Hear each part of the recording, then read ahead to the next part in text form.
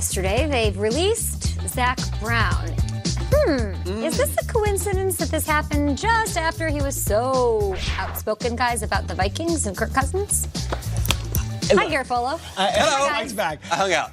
I don't think it's a coincidence. I think last year they went through this with Grugier Hill, if I don't recall. It was the same name, same situation, talking about the Cowboys, and I knew they weren't thrilled about their middle linebacker who might not be the quarterback or the stuff. Do I think it's a direct correlation? I do. I don't think it helped. I don't think he was cut because he made that comment. But when you lose 38-20 and everyone's at your locker asking you about you talking trash about the opposing quarterback and you're not the star player, I certainly don't think it's a good thing. Mm-hmm. And then you don't take your medicine, too. You had a chance to take your medicine. Runs away from the camera. He was like, no, because they may have questions about the Vikings. Like, dude, so come that on, would have changed it? Possibly. I mean, look, guys have to have respect for other guys in the locker room. So when you put that on yourself, and then the team comes out and they throw the ball all over the place, and then you don't face the music, that's even worse. Now, look, if he was balling and he made these comments, he'd probably still have his job, of course. So, like you said. Yeah, Fletcher Cox makes these comments, I think he's still on the roster. Yes, correct. But the point is Fletcher Cox wouldn't. The Eagles run the organization a certain way where I'll think of all the big games they've been in, all the big spots the last few years. They don't do this. The soundbite you think of is Jason Kelce just talking about his own teammates and Lane Johnson can't stay off the juice. And that's funny, but that's about your own guys. Them going after other guys, I don't think Doug Peterson does that. No. You know, I have two trains of thoughts on this. When I played, I was told as a young fella, don't give bulletin board material to the team you're facing, and don't say anything stupid. It's very plain and simple. But then removed from the game, I like it when guys talk a little trash, but I like it even more when they back it up. To be honest, guys, I hope this doesn't relate to what he said. And I hope it's more his play on the field. Because if a guy goes out on a limb and calls a quarterback the weakest link, and he happens to have a good day, you would hope that words won't get you cut from a team. I would look back at the X's and O's and maybe say Zach Brown wasn't fulfilling whatever their expectations were of him. There's a foundational issue, and then this was the one thing that caused the breakup. It was this is going to lean in my favor, and then they cut ties with him. Also kind of uncharacteristic is Doug Peterson this week, guys. The head coach for the Eagles went on WIP radio yesterday, and he was very clear about what he thinks that we will see when the Eagles take on the Cowboys on Sunday Night Football. Take a look at this. We're going down to Dallas, and our guys are going to be ready to play. And we're going to win that football game. And when we do, we're in first place in the NFC East. We control our own destiny. We're right where we need to be. Has it been perfect or beautiful or all of that? No. But all we got to do is try to be 1-0 this week, beat the Dallas Cowboys. We're in first place. Okay, so there's this, and then he real quickly did that. Whoa. Like, I never said that. He did that, really. The Eagles are in desperate need of a win here. Should he, in your eyes, Mike, have walked that back? Hell no, but I'm sure he regrets how he phrased it. I'm sure he regrets saying we are going to win. However, that's what you say when you're sitting there with the team on Wednesday when you start practice. We're going down there. We're going to win this game. We're going to get back in the race. You know how he feels right now. He feels a little backed into the corner by what's happened with this team recently. The fact they're not playing well defensively. So what do? You exude confidence. Okay, so that's what he was trying to do here. Again, the phrasing publicly probably could have been a little bit better, but you don't have to walk it back at that point because everybody tries to thrust the G word onto it. Oh, you guaranteed it. He guaranteed. The guarantee industry in what we do for our life is out of control. And I remember it changed in the early 2000s. A young Chad Johnson on the Bengals guaranteed that they would beat the 10-0 Chiefs, and he literally said, "I guarantee we win this game." That's a guarantee. This is a guy. Look, we all call into radio shows. Sometimes you get those radio muscles going and you get worked up and you want to get the host excited and he's pissed off and he's saying, yes, we're going to go and we're going to win it. I do not think this is a guarantee. I just think it is a statement of fact. Very different. You're not a head coach of a National Football League. It's so different for him to go on there. He didn't get big faunted.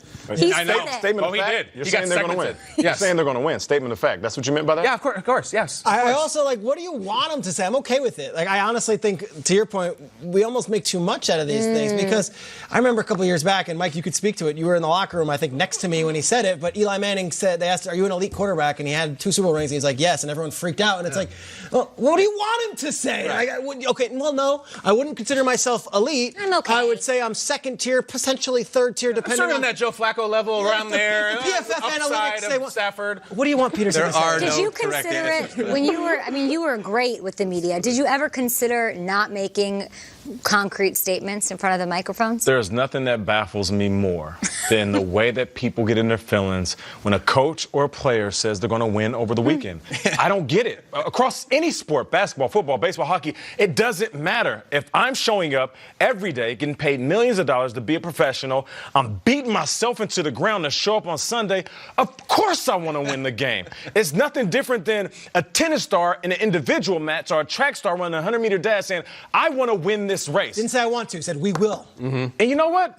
He should say that, because with the way that this season has went for the Eagles, he has to talk to the media in order to talk to his team. Right. You guys, it's not a message for us to listen to. It's a message for his team to back up what the coach is saying. So if you're a player and you hear that interview and you hear it played, you're watching us right now and you hear it. Do you respond to that? Do you love the fact that your coach has that confidence? Yes, you show up to work differently. Okay, then you hated that afterwards. He's like, I didn't guarantee anything. Wait a second, I didn't say that. Yeah, you do. You hate that. And you know what else you hate? You hate the fact that Zach Brown was released, because you're like, damn, he went out there and said what we all thought. Let's just keep it real. You think Zach Brown is the only dude that thought that Kirk Cousins was the weak of his offense? No, he was just the only dude that was bold enough to say it. It was about Kirk Cousins, that thing. He's like, what Kirk Cousins going to do? It's Kirk Cousins. I'm not going to say it about Rodgers. I'm not going to say it about somebody like Drew Brees. He tried Kirk Cousins. Kirk Cousins wore him out. Yeah, and it happens. That happens in sports. Sometimes you try. I think Doug Peterson is trying Jason Garrett right now. Exactly. What's Jason Garrett going to do? He just lost to the Jets. Listen, I had a coach tell me one time, he said, we're getting ready for this game. I know that this rivalry exists. In the last game, we got into a little scuffle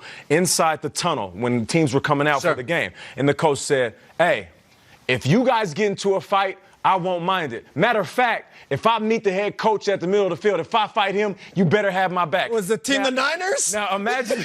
Now imagine Ann Arbor? a locker room full of grown men. Do you think we listened to that and was like, hold up, wait a minute, guys, is he guaranteeing a fight? Should we break down his word? No, we thought, okay, coach, we got your back. And what happened? We went out there and we fought as hard as we could. Sometimes you say things in order to send a message, not to the media, but to your team. I think what Doug Peterson is trying to do to the Eagles is what Kyle Brandt did to the Jets last week. Nice. It's all Darnold. It's all Darnold. A little bit. Very few guarantees in life and in football. As we know, you guaranteed in your own head Saquon Barkley will play. Yes, I'm in. I guarantee he will play. Another guarantee, of course, is that Will Selva is always there when we need him for news updates. What's up, Will? Absolutely. Take it away. What's going on there, Kay and fellas? Good to have you there in studio. Mike G. Well, it's been a tale of 2 seasons so far for the Rams. They came out the gate, picking up where they left off, going 3-0, and once again looking like the team to beat in the NFC. But oh, how things have changed. They are currently mired in a 3-game losing streak after falling to the 49ers on Sunday. They have started the season 3-3 6 times since 1990 and have failed to make the playoffs in each of those seasons. But head coach Sean McVay knows things will turn back around. This is a challenging time, but it's not something that you're going to let be deflating. You know, we just go back to work, and that's really the only thing that we can control. And that's really what you just, you got to keep focusing on that, go back to work. And, you look at it every single week, especially in football. There's things that, are surprising, and teams seem to think, okay, they're deflated or whatever, and teams find a way to respond. And I trust that hopefully we're going to be one of those teams that, people seem to think that things aren't going that well, but I think our guys are continuing to believe they're staying the course, and we're going to see this thing through. McVay and the Rams now know how LA's other team feels. The injuries are piling up. Left guard Joe Notaboom suffering a torn ACL and MCL in the loss to the 49ers and is out for the year. He was carted off the field, and more changes ahead for that O-line. Now, the Rams also placing veteran corner Aqib Talib on injured reserve with fractured ribs. The team held him out of Sunday's loss to the 49ers. Talib will be eligible to return Week 15 against the Cowboys. Troy Hill will fill the void left by Talib's absence. And Talib said that the Rams are going to win all of their games and are going to go to the Super Bowl again. He was guaranteeing that. No, he didn't. That was a part of the story. Just disregard the whole part. Yeah, that part didn't actually happen. But a lot of injuries at the beginning. You playing. You crazy. Will, you're awesome. Thank you so much. I mean, this is just our show. That boy's stupid. You should hang out. He is. Hang out with us. Yeah, come on. You got the jungle sweater on. It's going to be perfect. Let's go. Yeah, baby. Oh, man, look at that. Just hiding the trees. Hello. Hey, now. Camouflage moves going. Of Sorry. course. Aaron Rodgers didn't have any receivers out there, yet he somehow made it work, hitting 9 9 different receivers, 8 of those for multiple catches last night, including this guy in the fourth quarter. What a star. I'm just looking. Don't cover him up. All about Allen Lazard, and you're up.